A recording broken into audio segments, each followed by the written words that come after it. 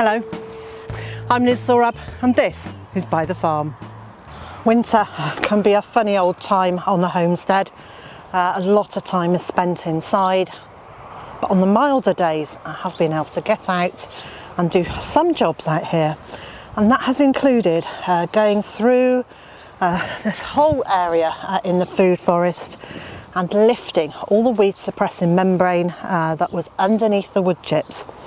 So not long after we moved here, I put down a lot of weed suppressing membrane, wood chips on the top of it, and planted through the membrane to put in all these trees and shrubs. And I promised myself that in a couple of years I would lift the membrane. Well, it's now been 5 years, but I'm pleased to say finally this is all up. Now, it wasn't just me who did this. I did get some help to come in and do several projects here this winter, and I'm really pleased that I did. So not only has the area in the food forest been cleared of weed suppressing membrane, but over here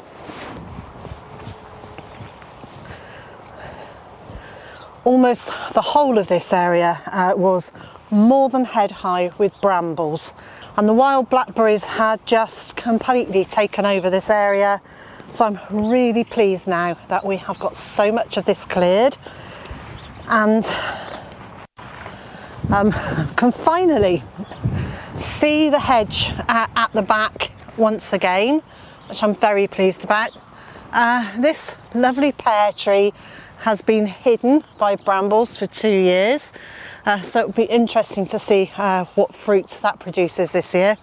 In this raised bed, these canes are white or yellow raspberries. These raspberries are a variety called Full Gold, and so they are an autumn raspberry, but it's a yellowy gold colour, and it's got a really lovely taste.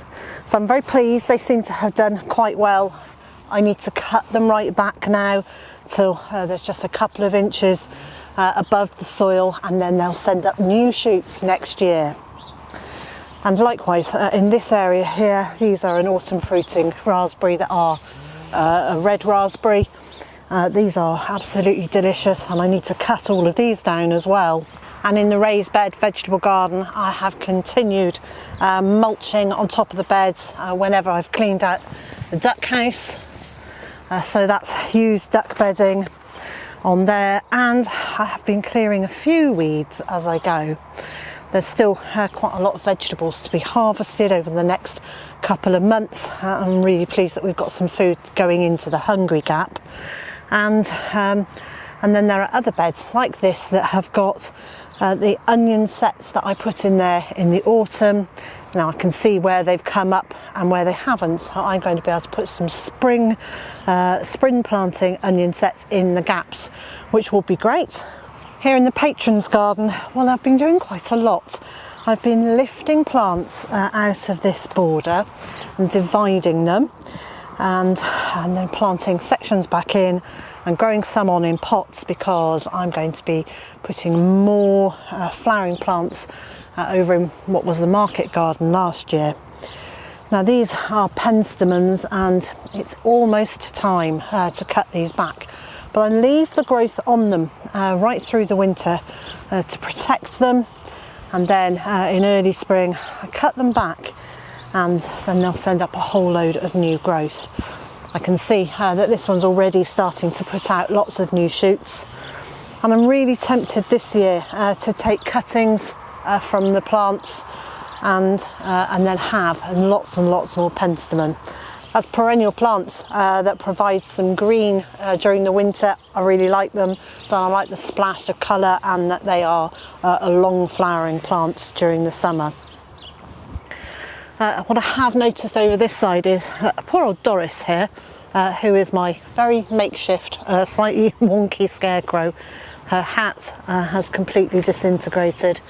Last year, some birds decided to nest in the brim of her hat, so she had a bird's nest here. I think it was a sparrow, and I can see it has used, actually this is really sad, It has used lots and lots of sphagnum moss and leaves, but it's also used some green plastic netting of some sort, and that is, I'm afraid, what happens when there is loose pieces of plastic around in the garden.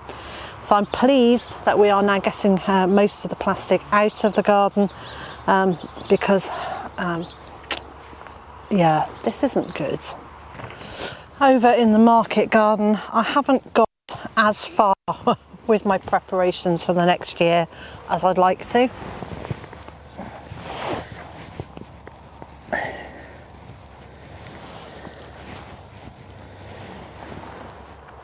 I have, however, just found some carrots. That will be very nice for our lunch today. So I've still got the majority of the clearing and tidying up to do in this area. It's okay, there's still plenty of time, and it would seem there are still plenty of carrots. So I will be clearing the worst of the weeds from here, and I'll either put down some plastic sheeting, unwoven, just a solid sheet of plastic sheeting over this to kill off the weeds very quickly, or I will just use a hoe and just hoe them off and leave them on the ground to break down. And I have got plenty of composted chicken bedding and duck bedding to come onto this area and to slowly improve the soil here. I grow most of our fruit and vegetables in this garden, and if you want to know why I do that and how I did it, I've written a book. It's called Grounded, and it's available now. I'll leave a link on screen and in the video description. So it's that time of year when we've been shut indoors for quite some time, and we're all itching to get going, and I know that I'm really looking forward to the start of the growing year and sowing some seeds. Now, I'm not going to be sowing any seeds in February. It has been bitterly cold, but if you have a heated greenhouse or an area that stays warm, there are plenty of seeds that you can start sowing in February, and I'll leave a link on the screen and in the video description to seeds that you can sow in February. But I think I'm going to wait until the very end of February or even early March before I get sowing. As you can see, it's fairly cold and windy here today, and it's also very damp. So I'm going to head back inside. I hope you've enjoyed having a quick look at what we've been doing here for the last 2 or 3 months. And so wherever you are in the world and whatever you've got planned for today, I hope it's a good one. And I also hope you'll join me again next time.